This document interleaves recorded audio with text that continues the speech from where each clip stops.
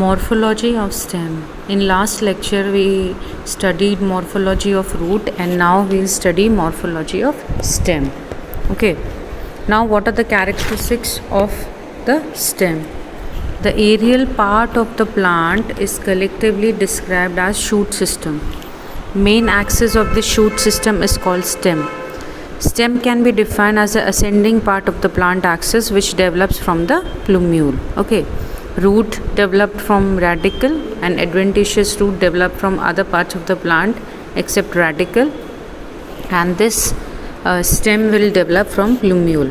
It is usually negatively hydrotrophic because it is growing in opposite direction of the water movement, negatively geotrophic and positively phototrophic.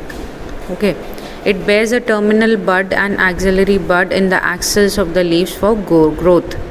It is differentiated into nodes and internodes, and at the nodes it produces dissimilar organs such as leaves and flowers, and similar organs such as branches exogenously originate from the outer tissue. The young stem is green and is capable of performing photosynthesis. Okay.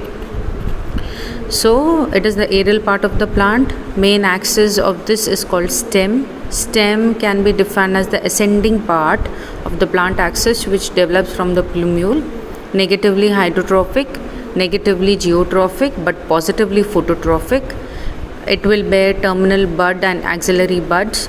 It is differentiated into nodes and internodes, and at the nodes it produces dissimilar organs such as leaves and flowers, and similar organs such as branches exogenously originate from the outer tissue. The young stem is green and is capable of performing photosynthesis. Okay. Now buds in the stem can be vegetative as well as floral.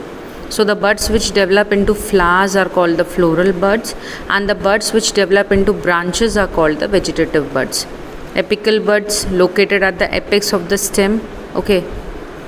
Now you can see in the diagram axillary buds which are located in the axil of the leaves, accessory buds which are located on the sides or above the axillary buds, and adventitious buds located at the areas other than the nodes. See in the diagram you can easily make out. This is the apical bud. Okay. This is located at the apex of the stem. Apex means tip of the stem. Okay. Axillary bud is present in the axil of the leaf. What does that mean? If this is the stem and this is the leaf, so this portion is nothing but the axil. Okay. So the buds which are located here are called the axillary buds. Okay. Other are the accessory buds. Now these accessory buds are located on the sides or above the axillary buds. So they will be located above the sides of the axillary bud, and adventitious buds located at the areas other than the nodes. So these adventitious buds will be located at the areas other than the node. Okay, they will not be located at the nodes. See, when we see a stem, this is a node. Okay, this is a node, and the distance between two nodes, this is the other node. So the distance between the node is called internode. Okay. So these are the buds which are present in the stem. Now when we talk about the functions of stem, the primary function of the stem are to produce and support lateral appendages such as branches, leaves, flowers and fruits, conduction of water and minerals to different parts of the shoots, and transport food to all parts. Stem may however get modified to perform additional or functions such as storage of food and water, proliferation and propagation, procuring support for climbing, perennation, that is tide over unfavorable condition, and synthesis of food, that is photosynthesis. Okay. So modifications of stem can be underground, subaerial and aerial. In underground modification we will study rhizome, tuber, corm, bulb. In subaerial modification we will learn runner, stolon, offset and sucker, and in aerial we will learn tendril, thorn, phyllodes, calode and bulbil. Okay. So first we will study the Underground modification. In many herbaceous plants, stem develops below the soil and is called underground stem. Such stems remain dormant during unfavorable conditions and give off aerial shoots under favorable conditions. These underground stems often store food and become fleshy. Underground stem perform three functions. Okay, one is the storage of food, perennation, and vegetative propagation. Now these can be differentiated from roots by stem-like internal structure, exogenous branching, presence of nodes and internodes, occurrence of foliage leaves or scale leaves at the nodes with axillary buds, and absence of root cap. Okay, so you can differentiate between the root and the stem by seeing these particular features. Okay, now underground modification, first we'll study rhizome. Now rhizome is prostrate dorsiventral thickened brownish stem which grows horizontally under the surface of the soil. Okay, as you can see in the first diagram, it shows distinct nodes and internodes. It possesses a terminal bud and axillary bud in the axil of each scale leaf present at the node. Rhizomes remains dormant under the soil, and at the onset of favorable condition, the terminal bud grows into the aerial shoot which dies at the end of the favorable season. Okay, so this is the rhizome. You can see here this. Okay, this is the prostrate dorsiventral thickened brownish stem which grows horizontally under the surface of the soil. Okay, now comes the tuber. Tuber, you can see that potato is a tuber. Remember, sweet potato is a root modification, but normal potato is a stem modification. So tubers are actually the swollen ends of tips of special swollen underground branches due to the storage of food, that is carbohydrate like starch. The tubers show nodes and internodes, bare scale leaves with axillary buds commonly called as eyes. Okay, you must have seen these eyes, and the part of potato containing these eyes is able to do the vegetative propagation also. Okay, so these eyes are nothing but internodes which bear scale leaves with axillary buds. Okay, under favorable condition, these eyes sprout and produce aerial shoots. Thus tubers help in vegetative propagation. Tubers do not produce adventitious roots, thus they differ from rhizomes. Okay, they do not produce adventitious roots, but in rhizome there is production of the adventitious roots. Example is potato, that is Solanum tuberosum. Now underground modification, that is bulb. It is a condensed disc-like underground stem which itself does not store food material. Okay, it itself does not store food material, but the upper surface of the disc-like stem is slightly conical and bears centrally placed apical bud and many concentrically arranged overlapping scale leaves. Now these scale leaves will store the food. Okay, inner scale leaves or leaf bases store food and are thick and fleshy, while outer few scaly leaves remain thin and dry and are protective in functions.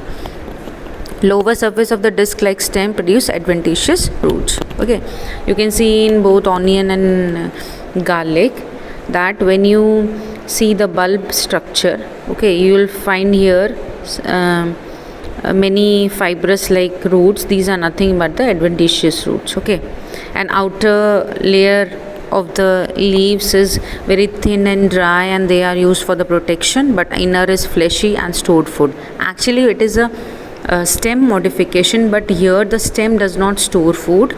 Here the leaves, that is the scale leaves, store the food. Now underground modification, that is the corm. Corm is a short, stout, fleshy, upright and thickened underground stem. It bears many buds in the axil of scale leaves which develop into daughter corms. At the bases or even from sides the stem adventitious roots develop. Corm is a condensed form of rhizome growing vertically, that is Arbicolocasia.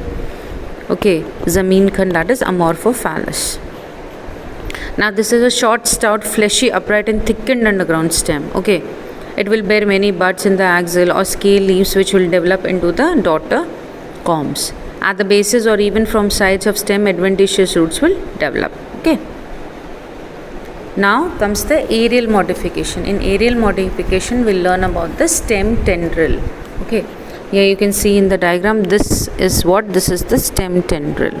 Okay, it is a modification of stem in which axillary bud modifies to form a thin, very and highly sensitive structure called the tendril. Tendrils will help the plant to attach itself to support and climb. They are found in plants with weak stem. The tendrils are leafless coil structures with sensitive adhesive glands for fixation. For example of axillary tendril is Passiflora, that is passion flower. In vitis, apical bud is modified into the tendril and further growth is resumed by the axillary bud. And in cucurbita, extra axillary bud is modified into tendril, while in Antigonum, floral bud is tendril. Okay. So the function of the tendril is to provide support, okay, for adhesion purpose. Now aerial modification is a thorn. Thorn is a hard, pointed, usually straight structure produced by modification of the axillary bud. Leaves, branches and flowers are developed on thorns at the nodes, indicating that it is a modified stem. It will provide protection against the browsing animals. The animals will browse less on the plants which contain thorns. Example are citrus, bougainvillea, datura, etc. In Carissa, apical bud is modified into the thorn. Now other example of the aerial modification is phylloclade. Now phylloclade or cladophyll is a stem which gets transformed into leaf like structure. You have to remember that phylloclade is the or cladophyll is a stem which gets transformed into leaf like structure. The phylloclade is green, flattened structure and with distinct nodes and internodes. Now it is thick, fleshy and succulent in Opuntia and Nagfani, cylindrical in Casuarina and Euphorbia tricoli, and ribbon-like in Muhanum beckea. In xerophytes, leaves get modified into spines or get reduced in size to check the loss of water due to transpiration, and the stem takes up the function of leaf, that is photosynthesis. And when the stem is modified to take up the function of leaf, that is photosynthesis, we call it as phylloclade. Other aerial modification is the cadode. Okay, these are green branches of limited growth, usually one internode long, which have taken up the function of photosynthesis. True leaves are reduced to scales or spines like asparagus. Other is bulbil. When axillary bud becomes fleshy and rounded due to the storage of food, it is called bulbil. It gets detached from the plant, falls on ground and develops into a new plant, that is Dioscorea. Okay, now these are the subaerial modification, that is runner. These are special narrow green horizontal or prostrate branches which develop at the base of the erect shoots called the crowns. Many runners arise from each erect shoot. They spread in different directions and bear new crowns above and tufts of adventitious roots below at certain intervals. Each runner has one or more nodes. The nodes bear scale, leaves and axillary buds. Okay, that is the common example is the lawn grass. Now you can see here there is a creeping branch. This is the ground surface. Okay, this is the ground surface and there will be creeping branch on this ground surface. Then again it will get into it and form a grass plant. Okay, then again it will be creeping and this will form like this. So this is what it look like it is running on the ground. So it is called what? It is called runner. You can see here. Okay, the other modification is the stolon. Stolon is a slender lateral branch that arises from the base of the main axis.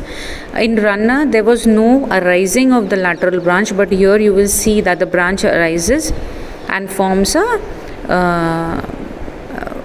particular structure. Okay, initially stolon grows upwards like an ordinary branch and then bends down and touches the soil, where its terminal bud give rise to a new shoot and adventitious roots. Okay, it will be like that. This is the main ground, so this is the main plant. Now the last branch will grow upright and then suddenly it will go into the ground and form the new one. Okay, then again it will happen. So this is stolon. Now offset is a runner of aquatic plants. Okay, it is found in aquatic plants. It is shorter and thicker than runner. It helps in vegetative propagation in aquatic plants. Example is water hyacinth. Okay, that is Acornia crassipes, and Jalkumbi, that is Pistia. Now in sucker is a runner like a non-green branch which develops from the axil of the scale leaf in the underground part of the stem. It grows horizontally below the soil for some distance and comes above the soil obliquely and produces green leaves to form aerial shoots. The sucker can therefore be called underground runner. Okay, it will be like this. This is the ground. The plant is growing like this. So one of its branches will go underground. Okay, it will go underground. It will grow there and it will come and form a new plant. So this is the runner. Okay, underground runner, or we call it as sucker. Example is chrysanthemum and mint. Okay, so today we studied about the morphology of stem.